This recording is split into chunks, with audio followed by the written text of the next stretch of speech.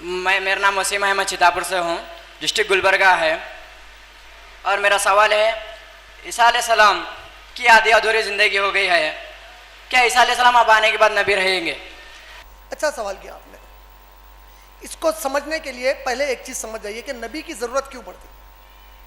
तो कुरान में अल्लाह ताला फरमाए नबी की ज़रूरत क्यों पड़ती, बताए अल्लाह ताला कुरान में। सूरह बकरा की आयत नंबर 214 में अल्लाह ताला बोले हमने सारे इंसानों को एक मजहब पर पैदा किया, एक दीन पर पैदा किया। ये लोग आपस में झगड़े करने लगे। किस बात के झगड़े? ये हलाल है, ये हराम है, ये जायज़ है, ये नाजायज़ है। ये झगड़े शुरू हो गए, क्या सही है क्या गलत है। तो हम इनके दरमियान अपने नबियों को किताबें देकर भेजे ताकि मेरे नबी इनके मामलात में फैसला कर दें। कुरान जो भी आए किताब भेजे उसके ज़रिए, हमको दिए कुरान मोहम्मद सल्लल्लाहु अलैहि वसल्लम के ज़रिए। और सूरह माइदा की आयत नंबर 3 में अल्लाह ताला बोले अल यौमा अकमलतु, अल यौम आज के दिन, मतलब जिस दिन वो आयत नाजिल हुई, अल यौमा अकमलतु मुकम्मल कर दिया गया तुम्हारे लिए, व अतममतु अलैकुम नेमती, और तुमको जो जो चीज़ों से मैं अजर देने वाला था, सवाब देने वाला था, वो बता दिया गया है। व रदीतु लकुमुल इस्लाम दीना, और मैं तुमसे इस्लाम के दीन पर राजी हुआ। मुकम्मल जो कुछ बताना था बता दिया। बोले सूरह अहज़ाब सूरा नंबर 33 आयत नंबर 40, मा काना मुहम्मदुन अबा अहदिम मिन रिजालिकुम वलाकिन रसूलुल्लाहि व खातमुन नबिय्यीन, मेरे मोहम्मद सल्लल्लाहु अलैहि वसल्लम अल्लाह के रसूल हैं, तुम में से किसी मर्द आदमी के बाप नहीं हैं, वो अल्लाह के रसूल और आखिरी नबी हैं। अब इसके बाद कोई नबी नहीं, इसके बाद कोई रसूल नहीं आएंगे। ईसा अलैहिस्सलाम क्यों आएंगे फिर? जब नबी की ज़रूरत ही नहीं है, ईसा तो इतने बड़े रसूल है अलैहिस्सलाम, फिर उनकी ज़रूरत क्या, आने की क्या ज़रूरत है? उसके 3 वजूहात हैं। एक, जो अल्लाह के नबी ने सही बुखारी जिल्द नंबर 3 हदीस number 425 old edition 425 old edition volume number 3, प्यारे नबी सल्लल्लाहु अलैहि वसल्लम ने बताया जब ईसा अलैहिस्सलाम आएंगे तो 3 काम करेंगे। सलीब तोड़ देंगे, क्रॉस है ना, सलीब तोड़ देंगे। क्या बताने को तोड़ देंगे? कि तुम लोग मेरे बारे में गलतफहमी में हो कि मुझे सलीब पर चढ़ाया गया, मुझे नहीं चढ़ाया गया।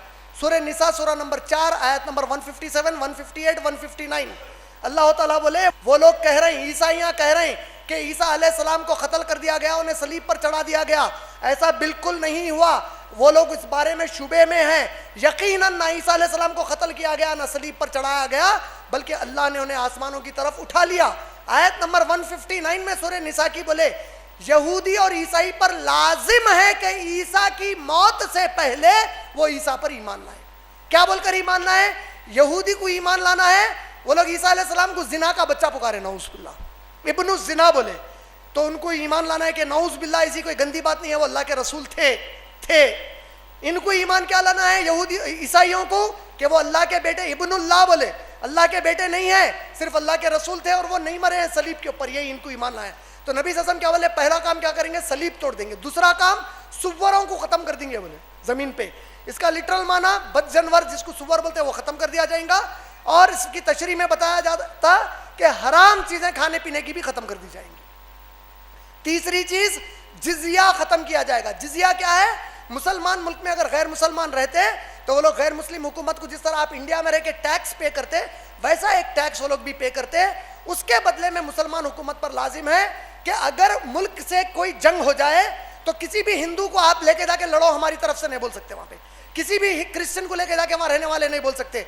उल्टा उनकी हिफाजत करना, उनके माल की, उनके औरतों की, उनके इज्जतों की, उनकी हर चीज की हिफाजत करना मुसलमानों पर जिम्मेदारी हो जाती। तो जिजिया खत्म होने का मतलब क्या है? यानी कोई भी गैर मुसलमान बाकी न रहेगा। ये 3 चीजें ईसा अलैहिस्सलाम आकर करेंगे।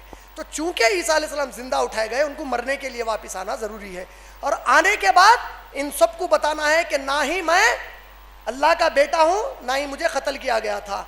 और अल्लाह के नबी सल्लल्लाहु अलैहि वसल्लम ने वाज़ेह क्या कर दिया कि अगर मूसा अलैहिस्सलाम भी अब आएंगे तो उन पर लाजिम है कि मेरी शरीयत की इत्तिबा करें।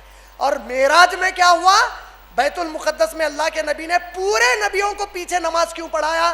क्योंकि बता दिया कि अब किसी की इमामत नहीं, सिर्फ मेरी इमामत क़यामत तक चलने वाली है।